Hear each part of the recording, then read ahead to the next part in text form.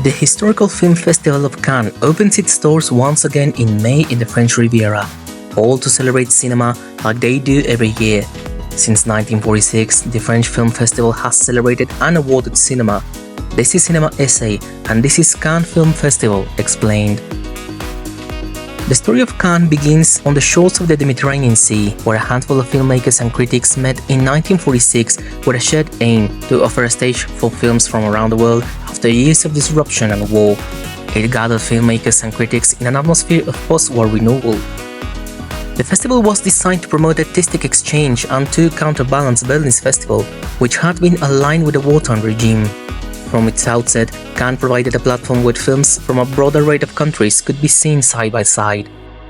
Early encounters brought French directors like Henri-Georges Clouzot, alongside international talents such as Max Ophuls, whose film offerings set a tone of curiosity about narrative form.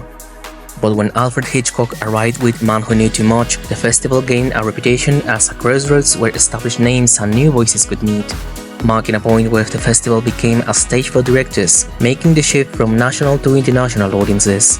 As filmmakers began to use Cannes as a launch point, figures like Federico Fellini presented intimate human dramas that contrasted with grand studio fare. Ingmar Bergman and Roberto Rossellini followed, bringing personal visions that sparked conversations about what cinema could explore beyond the entertainment. The introduction of a top prize under the banner of the Palme d'Or invited comparison among very different works, from Luis Buñuel's surreal portraits to Jane Campion's explorations of identity. That award, chosen by a rotating jury of peers, signaled that a film's success could be measured by qualities other than that box office alone. Behind the scenes, the selection committee, led by the artistic director, brought over hundreds of submissions each spring. They aimed to assemble a lineup that would reflect shifting trends without limiting itself to any national cinema or style. Roughly 20 films gained entry to the main competition, alongside a parallel selection known as Un Certain Regard, which are a selection of films with unusual styles and non-traditional stories seeking international recognition. In the weeks that followed their announcement, the chosen films become focus of the critics, industry buyers, and cinephiles alike. Day by day, the jury, composed by directors, actors, writers, and technicians, gathers to debate what merits recognition. Discussions center on narrative coherence, visual approach, and the emotional pull of each work.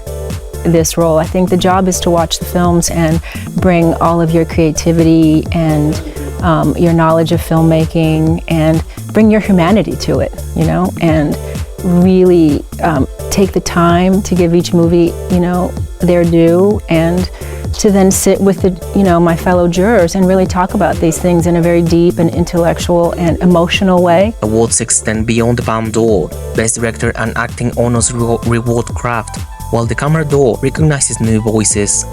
A jury prize often highlights daring choices, and awards for screenplay underscore the festival's attention to words on the screen. Together, these prizes map the varied strengths of the contemporary filmmaking. When they choose the panel of judges, obviously they're very strong, they're very dynamic personalities, and they are filmmakers, or they've been in the movies for whether long or short period of time. They understand film, they believe that movies have, whether it's a message or something that they can champion for. And that is what they are doing, because nobody thinks the same way, whether they are jury members or filmmakers. Moments of tension have marked Cannes almost from the start. In 1968, filmmakers including Jean-Luc Godard chose solidarity with social protests over competition, leading to the cancellation of the awards. À Cannes, à la mi-mai 1968, quelques cinéastes insurgés réclament et obtiennent, dans la confusion, l'annulation du festival. Alors si on annonce toutes les heures et le festival de Cannes continue, eh bien c'est franchement ridicule. Il n'y a pas un seul film qui montre des problèmes ouvriers ou étudiants tels qu'ils se passent aujourd'hui. Il n'y en a pas un seul, qu'il soit fait par Forman, par moi, par Polanski, par François, il n'y en a pas. Nous sommes en retard. That decision reminded the world that cinema and society often advance side by side. In 1974, Bernardo Bertolucci withdrew 1900 after disputes over its length, with a final cut of 5 hours and 17 minutes, exposing the delicate balance between the filmmaker's vision and festival's programming. When that film returned years later, it did so with a new cut, a reminder that Cannes could shape the form in which audiences first encountered the work. Another time was when Francis Ford Coppola said, "My film is not a movie. My film is not about Vietnam. It is Vietnam." He made this declaration about his film Apocalypse Now, which is considered to be one of the most influential and impactful anti-war films ever made. Beyond competition, the Marché Du Film opened galleries of opportunity for producers and distributors. Films that struggled to find a path to theaters at home could secure international distribution here, while financing deals took root in meeting rooms and corridors. Cannes also became a showcase for technological shifts. The first color films, experimental formats, digital approaches, and even virtual reality found early audiences under its tents. Each innovation arrived with questions about what is considered cinematic art. Red carpet moments with arrivals in formal dresses and camera flashes sometimes eclipse the films themselves, yet they help bring attention to works that might otherwise remain confined to festivals or art houses. Press coverage can propel a modest debut feature into broader circulation. Cannes matters because it brings attention to films that might otherwise go unseen outside their home countries. For many directors, selection alone can lead to innovations, to invitations from other festivals and theatrical distributions. Awards can translate into funding for future projects and broader audience access. The festival thus functions as a catalyst for careers and for the circulation of diverse cinematic voices. The jury selection involves invitations extended by the festival's board, aiming for geographical and professional balance.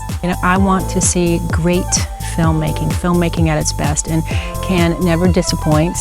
Everyone knows it's one of the best festivals in the world, and if you get into the Cannes Festival and if you're in competition, it's a huge honor. So I'm expecting to see some really good films and some new filmmakers. Members are often chosen to reflect emerging markets in Asia, Africa, and Latin America, alongside established cinematic regions. Discussions among jurors explore technical craft as well as thematic depth. Though the weight given to each varies year by year, the emphasis remains on recognizing works that introduce new perspectives. Films in competition must generally be world premieres and not previously screened on television or streaming platforms. The selection committee reviews each entry with an eye towards freshness of vision, technical execution, and narrative cohesion. Screenplays are sometimes considered separately from directorial reputation. Each year's lineup thus represent both current trends in filmmaking and personal taste of the committee. Awards are decided in a final session after all screenings are complete. The president calls for votes, often leading to close contests amongst films of different styles. Recipients receive trophies and media coverage that can open doors to wider distribution. Following the ceremony, press conferences allow filmmakers to speak about their work and to articulate the concerns driving their projects, reinforcing the festival's role in public discussion of cinema. In the end, Cannes Film Festival aims to expose cinema as the art form that it is and gather filmmakers from around the world to celebrate cinema. Give new auteurs the opportunity to be seen by a wider audience and open discussions of what is considered cinema. All this build a strong and diverse community of filmmakers. Thank you all for watching, and please leave your comments of what are your thoughts about the Cannes Film Festival, and see you next time.